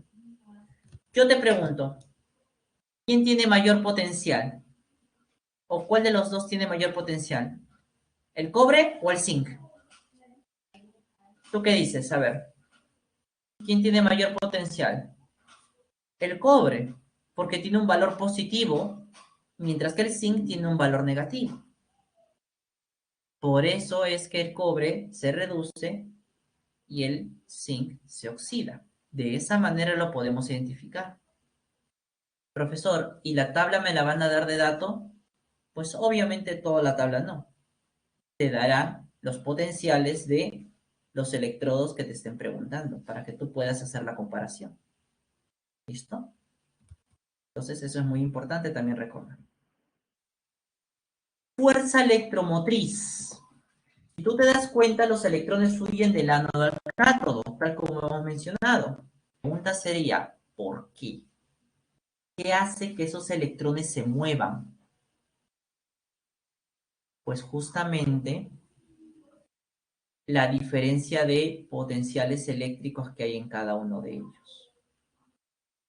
¿Cómo, profesor? No lo entiendo. Veamos un ejemplo. Acá hay una rampa, allá hay una pelotita, que hay dos puntos, A y B. Yo te pregunto, ¿qué es más, cuál es lo natural? ¿Que la pelotita vaya de A hacia B o que la pelotita vaya de B hacia A? ¿Cuál sería lo natural?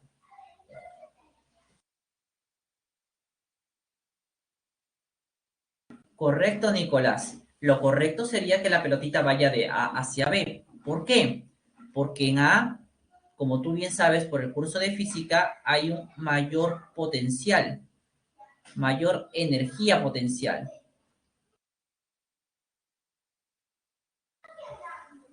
En cambio, aquí en B hay una menor energía potencial. Entonces, debido a la diferencia de energías potenciales que hay entre los dos puntos, es que la pelotita se mueve. Siempre del mayor hacia el menor, como estamos viendo. Igual es acá, chicos, en la celda electrolítica. En la celda, disculpen, galvánica. El ánodo es el que tiene un mayor potencial de oxidación. Por eso, al tener mayor tendencia de oxidarse, los electrones se van a mover desde el de mayor potencial hacia el de menor potencial. De oxidación, ojo, estoy hablando. Profesor, o sea, si la diferencia de potenciales es grande, ¿más electrones se van a movilizar? Sí, y con mayor rapidez. Así como en el caso de la pelotita. La pelotita va a caer más rápido cuando la diferencia de alturas sea mayor, ¿verdad? Cuando la diferencia de energías potenciales es mayor.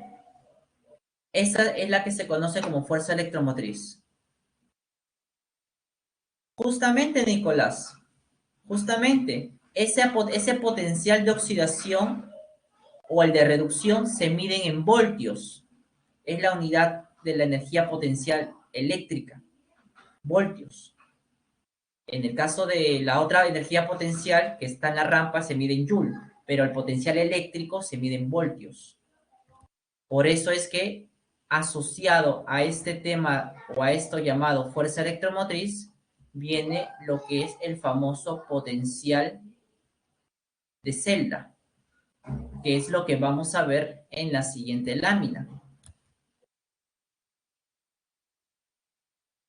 Esa diferencia de potencial que hay entre los dos electrodos y que hace que se muevan los electrones del ánodo al cátodo se calcula de la siguiente manera. Potencial estándar de la celda es potencial del cátodo menos el potencial del ánodo. Siempre esa diferencia debe ser mayor de cero para el caso de una reacción espontánea, como es una celda galvánica. Y justamente lo que aquí viene tu respuesta, Nicolás.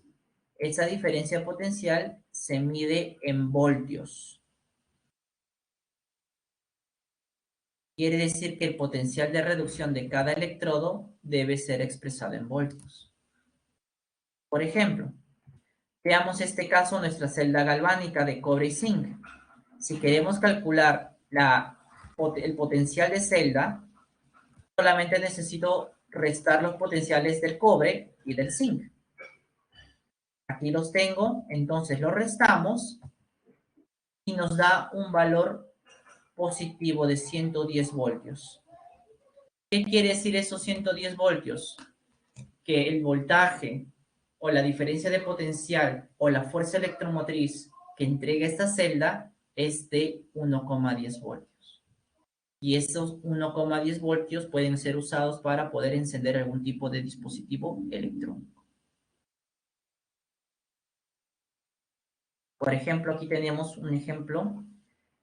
Se nos pide o se nos dice que vamos a construir una celda galvánica usando magnesio como electrodo y plomo. Acá están sus soluciones. ¿Quién debería ser el ánodo y quién debería ser el cátodo? La pregunta sería, ¿quién tiene mayor potencial de reducción?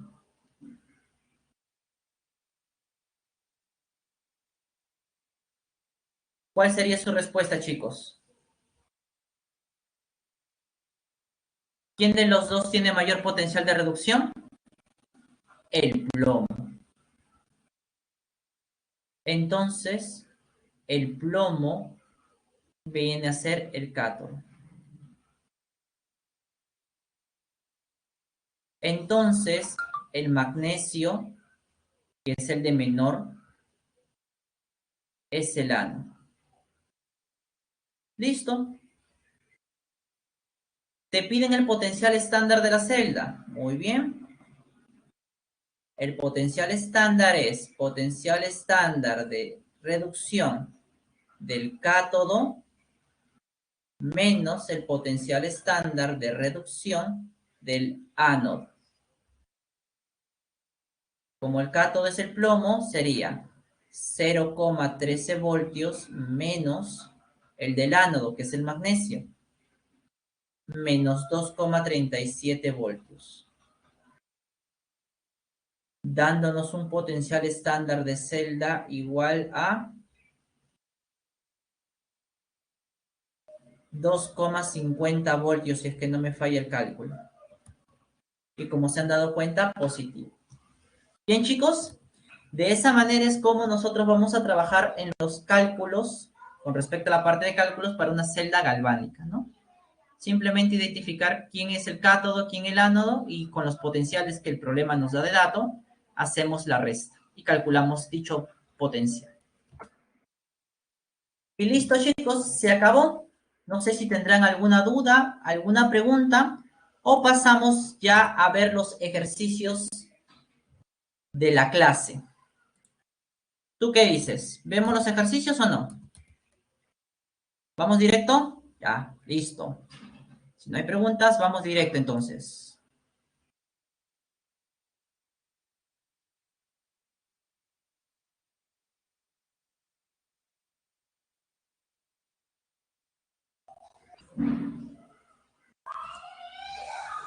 Ahí está.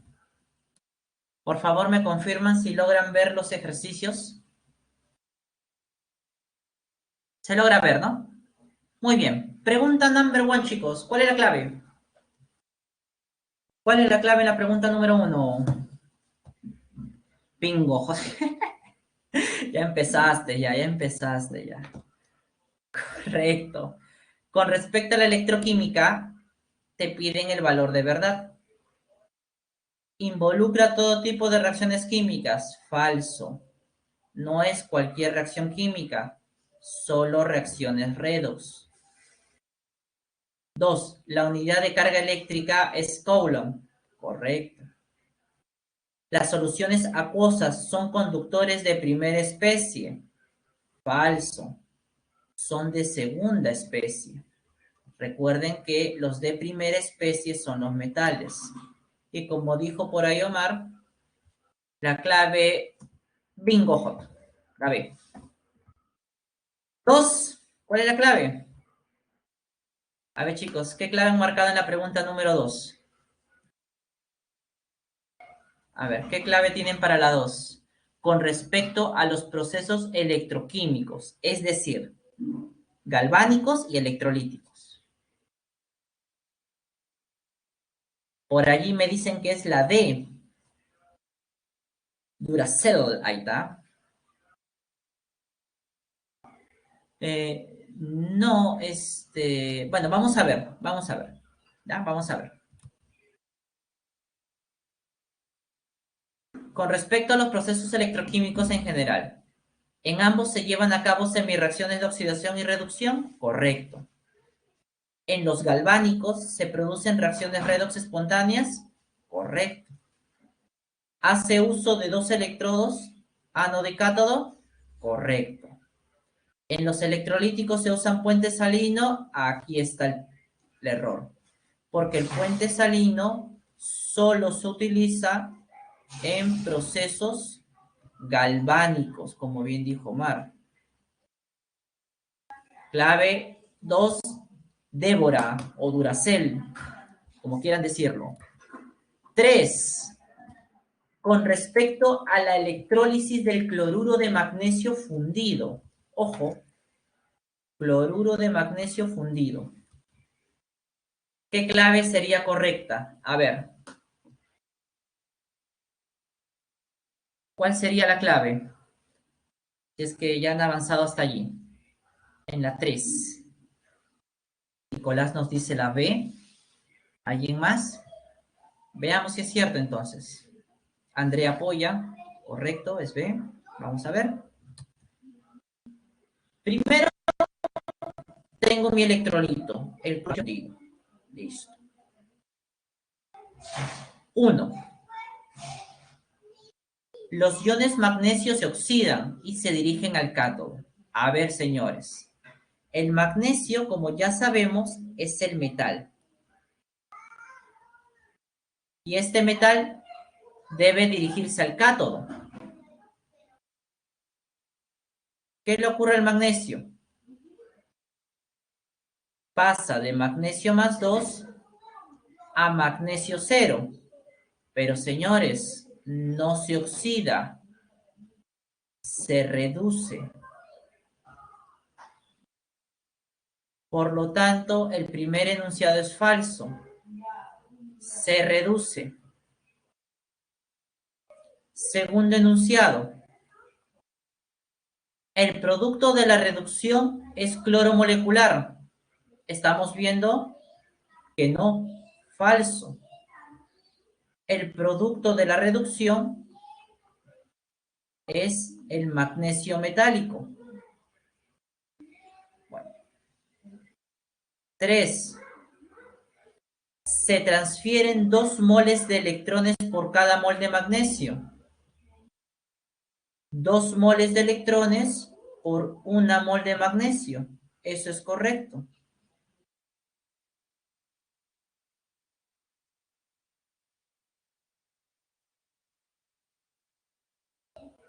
Falso, falso, verdadero, clave. La 3, la B, barco. Brr. Muy bien, Omar, muy bien. 4. ¿Cuál es la clave? A ver, en la 4. Clave en la 4 sería... A ver, si tan bien que ibas a Omar ya empiezas a amarrar. ¿Cómo que cristal? La C de crema. Crema, muy bien, Jennifer. Muy bien, ingeniera. Vamos a ver por qué la C. Dice, determine respectivamente el peso equivalente del metal del sulfuro de aluminio y del sulfato de níquel. Para empezar, en el sulfato de aluminio, el aluminio tiene carga más 3. Entonces, el aluminio más 3 va a transformarse en aluminio 0 y gana 3 electrones. Para el sulfato de níquel 2, tal como el problema te lo está dando, el níquel trabaja con carga más 2. Entonces, ese níquel más 2 va a transformarse en níquel 0 y para eso debe ganar 2 electrones. Por lo tanto, su peso equivalente gramos será, del caso del aluminio, su masa molar entre el parámetro teta, que es 3, y eso nos da 9. Para el peso equivalente gramo del níquel, la misma historia. Masa molar del níquel, 58. Entre su parámetro teta, que son los electrones que gana. Estos son los pesos equivalentes y nos daría como clave en la pregunta 4 la letra C, de crema. Muy bien, muchachos, muy bien. C de crema en la 4. 5. ¿Cuál sería la clave en la 5? ¿Cuál sería la clave en la 5? ¿Alguna respuesta? A ver, creo que no. Te hablan de una solución acuosa de sulfato de cobre 2. Determine los Faraday necesarios para depositar 25 moles de cobre. Muy bien. En el cátodo se va a reducir el cobre. Es decir, el cobre más 2 se transforma en cobre 0. Para eso, ¿qué vemos? Que necesita ganar 2 moles de electrón. Pero si nosotros recordamos, un Faraday equivale ¿a cuánto? A una mol de electrones. Pero de la ecuación que vemos, que una mol de cobre se forman a partir de 2 moles de electrones. Entonces, pregunta, si quiero formar 25 moles de cobre, ¿cuántas moles de electrones necesito? ¿Cuántas moles de electrones necesito entonces? 50, muy bien. 50 moles de... Oye, si una mol equivale a un Faraday, 50 moles de electrones, ¿a cuántos Faraday equivale? Otra regla de 3.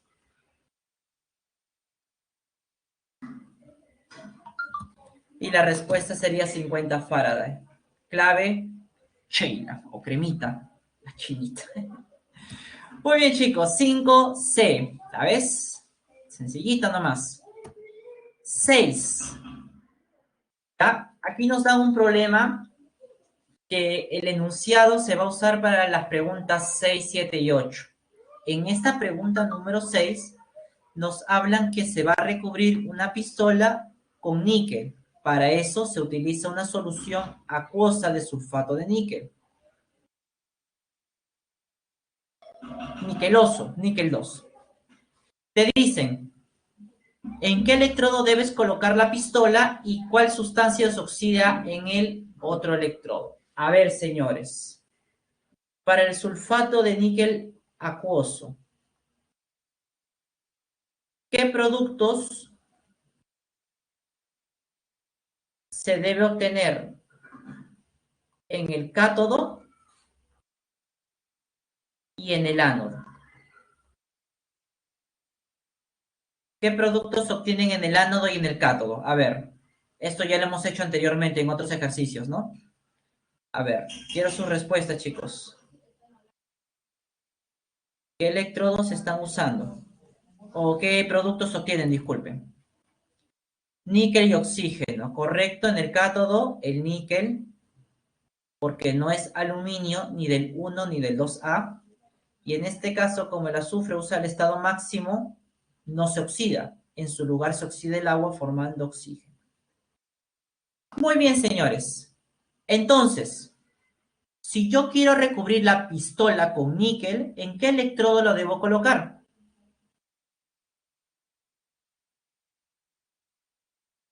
En el cátodo.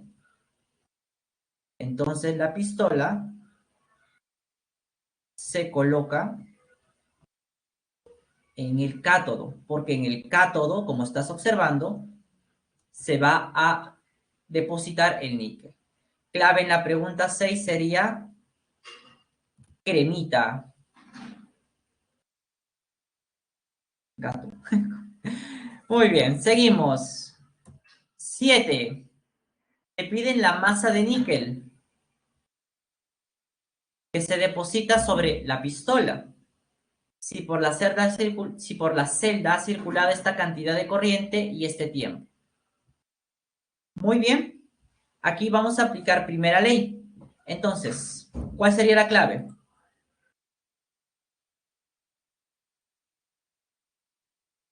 Mientras van escribiendo la clave y mientras voy resolviendo, correcto, ¿ya? Por favor, vayan completando la encuesta docente que les acabo de enviar, ya por esto. El ADMI. A ver, por la primera ley, ¿qué tengo? La masa de níquel es igual al peso equivalente gramo del níquel. El peso equivalente es masa molar entre parámetro teta. Como el electrolito es sulfato de níquel acuoso, el níquel, como el nombre dice, niqueloso, está trabajando con carga 2. Debe ganar 2 electrones para que se transforme en níquel 0, níquel metálico. Por lo tanto, el parámetro teta debe ser 2. Esto por la intensidad 9,65 y por el tiempo que es 2000 segundos. Todo sobre 96.500. Y esto, como han dicho por ahí, nos sale 5,8 gramos. Pregunta 7, la clave la A. Muy bien, muchachos. En la 8, ¿ya? Nos piden el volumen. Ahí está, cerramos, estimado Luis. Dame 2 minutitos. En la 8 vamos a ver cómo dar la solución, ¿ya? Te piden el volumen en litros del gas que se produjo. Acuérdate que en el ánodo habíamos dicho que se produce el oxígeno gaseoso. Entonces, ¿cómo voy a hallar? Aplicaré la segunda ley para ello. La masa de níquel sobre el peso equivalente gramo de níquel debe ser igual a la masa de O2 sobre el peso equivalente gramo del O2. Reemplazando la masa de níquel, como vimos hace un momento, fue 5,8 gramos. El peso equivalente, como vimos hace un momento, fue 58 entre 2. La masa de O2 es lo que quiero hallar. El peso equivalente de este O2 o la masa molar del O2 es 32 y la cantidad de electrones que pierde es 4. De aquí podemos sacar directamente, ¿no? Y obtener directamente la masa de oxígeno, que en este caso sería 3,2 gramos de oxígeno. Ahora, si calculamos el número de moles, 3,2 gramos sería 1 mol, 32 gramos. Y esto nos da 0,1 mol. Y si tú recuerdas, para sacar el volumen a condiciones normales, se multiplica el número de moles por el volumen molar. 22,4 litros sobre 1 mol, dándonos 2,24 litros, que sería el volumen de oxígeno en la pregunta 8 y nos da como clave la letra A de avión. Ya, rapidito nomás. Pregunta 9, y esto ya es rápido, nos dice lo siguiente. Nos dice que un marcapaso funciona con un voltaje de 2,80 y se arma la pila para que lo haga funcionar. Al respecto, el diagrama de la pila es el que se muestra aquí. Veamos. ¿Quién se reduce? ¿Quién se oxida? Como el oro tiene mayor potencial de oxidación, este tiende a reducirse, por lo tanto sería nuestro cátodo. Y el otro, como tiene un menor potencial, se oxida y sería nuestro ánodo. Entonces, en el diagrama de celda, al lado izquierdo de las barras oblicuas va la semicelda anódica, su electrodo, que es el magnesio, manganeso, y su electrolito, manganeso más 2. Al lado derecho va el cátodo, su electrodo y su electrolito, oro 3. Primer enunciado, verdadero. Este es un fenómeno espontáneo, es una celda galvánica, y como una celda galvánica, presenta reacciones redox espontáneas, correcto. ¿El marcapaso funciona con el voltaje que da la reacción? Veamos. ¿Cuánto es el potencial estándar de la celda? Potencial del cátodo menos el ánodo. Sería 1,50 voltios menos 1,18 voltios. ¿Cuánto es? Sería 2,68 voltios. Pero, señores, este voltaje no es suficiente, porque según lo que hemos leído, el marcapaso funciona con 280, por eso es falso. ¿Ya? Clave en la pregunta número 9 sería la letra B de barco. Y en la 10, para finalizar, nos piden calcular la fuerza electromotriz de esta celda, o sea, el potencial estándar de celda. Este viene a ser el cátodo, porque tiene mayor potencial. El otro, al ser menor, es el ánodo. Restamos potencial del cátodo, 0,51 voltios, menos el del ánodo. Y esto nos da un valor de 6 más 1 son 7, 7 y 5, 12. 1,27 voltios positivo. Clave en la pregunta 10, la letra C. Y eso sería todo, muchachos, con respecto a los ejercicios. Aquí les dejo la clave de los ejercicios propuestos. Y bueno, eso sería todo de mi parte. Muchas gracias por su tiempo. Espero que hayan completado toda la encuesta y nos vemos en otra oportunidad. Hasta luego, chicos.